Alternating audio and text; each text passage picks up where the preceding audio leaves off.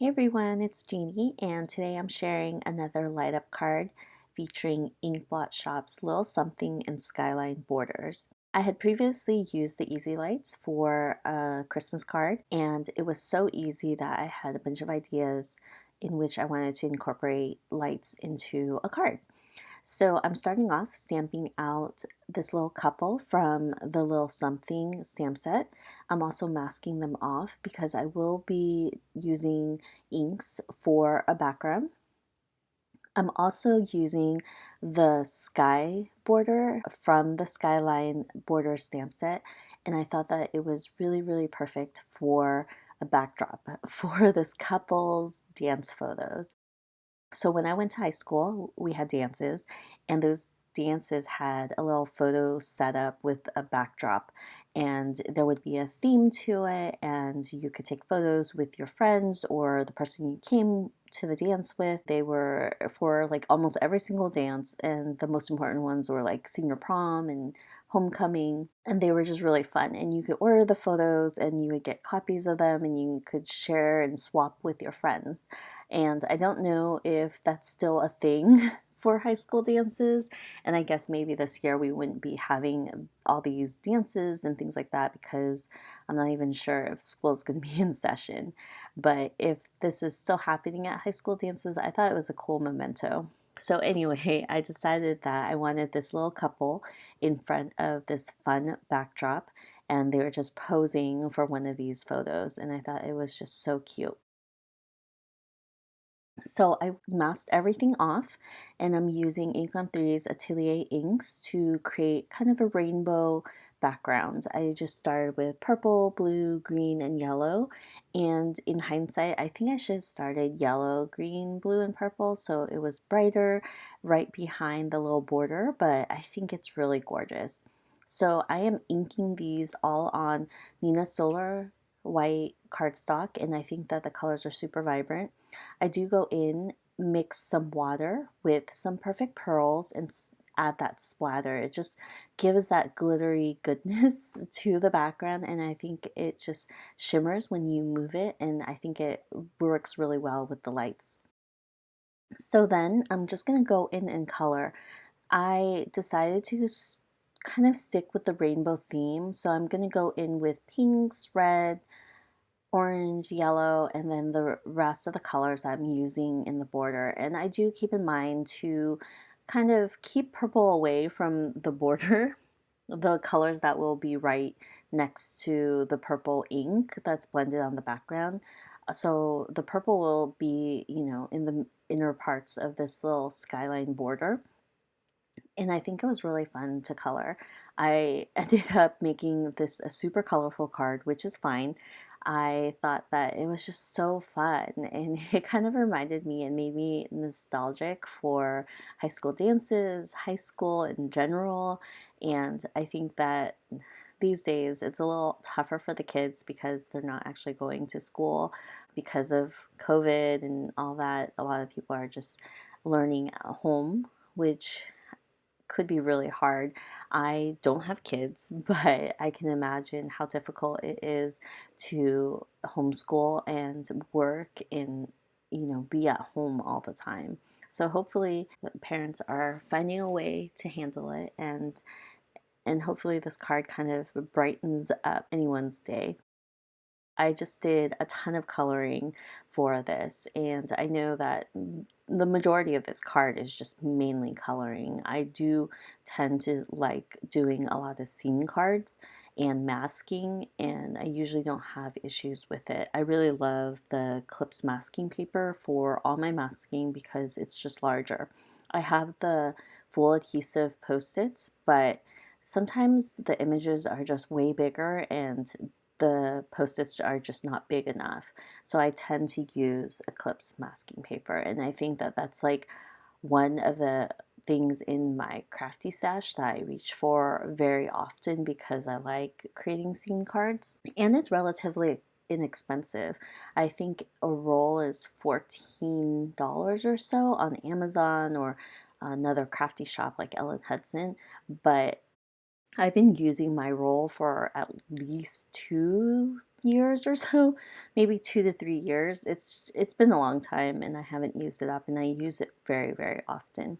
I also had recently placed a Copic refill order, which is amazing because the Copic refills have been going through a change, and although the refills are half the size of what they normally are, I still think that they're relatively inexpensive for what we get.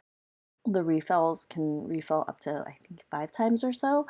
I think it's totally worth it. I was really excited to be able to place an order for my Copic refills along with some other Copic markers. I had previously said I wanted to add a few more Copic colors to my collection because I wanted to add a few of the darker colors and the lighter colors to color a little bit more dramatically, and I know that it's a technique that takes a little bit more practicing because you're playing a lot with shadows and you kind of have to let go of fully blending your images so it has a dramatic effect or dramatic shadows, which just looked really cool in cards and photos, and I want to be able to do that. Sometimes my coloring is dimensional, especially with flowers. I think I've gotten the hang of adding the dimension for flowers, but not for like people. It's just a little bit different because I just want everything fully blended. And sometimes with Copics, you kind of have to let that go. It looks a lot better in pictures than in person. And it's kind of hard because you're staring at it, and until you walk away or you take a photo of your coloring, it looks weird. So I think that that's one of the things that I'm going to be trying to work on. So anytime that Kathy Rakusin has the 30-day coloring challenge, I kind of try to participate because it produces a ton of colored images for your cards, and it also provides 30 days where you're kind of focused on one technique if you choose to do that. That's actually how I got into no line coloring. I did 30 days of no line coloring and I got more comfortable with it. It totally scared me previously because there's no real lines to protect you, borders that kind of create those shadows for you. No line coloring is kind of difficult in that sense, but I was able to get comfortable with it within those 30 days, and I think I'm a better colorist for it. I also wanted to kind of work on my watercoloring. My sister has actually recently gotten really into watercoloring, and it looks so cool. And she's sketching these images and coloring them up. And watercolor is just something that's not very personality matching for me. I'm very OCD, so I need to have very strong control of the medium. And watercoloring, you kind of have to be more free flowing, and I think that that's kind of her personality, where she is more free flowing, more creative. So she'll sketch these things out and color them as she pleases, and she's been practicing for a couple months now. So she's filled up a sketchbook with all her watercolorings, and she's gone into different mediums too, which is really cool. So I did order some watercolor pens. I have some watercolors and I kind of want to get into it. I think I've mentioned before, one of my bucket list crafty things is to be able to no line watercolor. Here I finished all my coloring, so I'm stamping out my sentiment. I wanted it to be on one single line, so I had to mask out this stacked sentiment so it would appear on one line. I know that a lot of people cut their sentiments. I can't make myself do it. So I'm also using Lawn Fawn's Push Here interactive sentiments for where the light will go, or where the button for the light will go. For the stars, I am using an X-Acto knife to cut out 3 of these. I have a piece of folded paper to go right on bottom because I'm working on my glass mat. I don't want to scratch up my glass mat with the X-Acto knife, so that's why that's there. And of course, if you have a cutting mat, you can use that. For me, I don't know why, I just can't cut into a cutting mat either. I know it's self-healing, but I just can't do it. So I just use a piece of paper folded and it works fine. It protects my glass mat and I'm able to use my X-Acto knife to cut out the little areas. The stars in this border are perfect. So before I put anything on the back of this card, I will put it right on top of my card base I'm using, and with a pencil I'm just marking off exactly where the lights will go so I know where to tape them down. So for the stars, I didn't want to leave the lights exposed, so I surrounded it with double-sided adhesive tape, and I'm putting vellum right on top. For my previous Christmas card with the lights, I had colored the vellum. Here, I'm just going to leave the vellum uncolored so the yellow light will shine through. I think that it works well because they're stars, and I like how the stars are actually placed on the border because it's pretty even, one on the right, one on the left, one right in the center. So it works out really well, and those stars just happen to be pretty large as well, so the lights will shine through. So for the lights themselves, these are the easy lights. There are 2 packs, 3 packs, and 5 packs. I have a 5-pack. It comes with 5 batteries and 5 units. So I'm pulling out the battery, and then I'll pull out the unit, which is attached to 3 wires that lead up to a very small light. You just snap them apart. It was a little scary the first time I did it, but it just snaps apart and doesn't hurt anything, it doesn't break, or it just snaps apart easily. For the lights itself, when you see it, it's a little hard to see in the video, but there is a flat side and the yellow side, which is the light. So you want the flat side to lay on the card with the yellow area facing up, and that's your light. So it's a little tricky to get it to face up, but once you do, you can use a piece of Scotch tape and tape it down and it'll stay in place. So I have those 3 pencil marks for the little stars, and I'm just trying to figure out where I want my unit to sit. I had stamped out the couple knowing that I would either put it on the right or the left hand side, and there just was more space on the left hand side, and that's why I chose to put the unit there. I also am having the little pocket for the battery face outwards, so I could insert a piece of paper between the unit and the battery to save the battery until the recipient actually gets the card.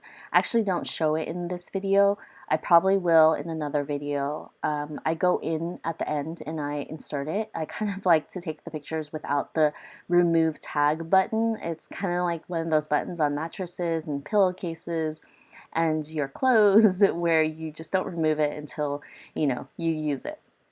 So I am trying to figure out whether I want it to face outwards on the right side or on the very top of the card, and I decided once I decided that I wanted to face it outwards on the right hand side of the card.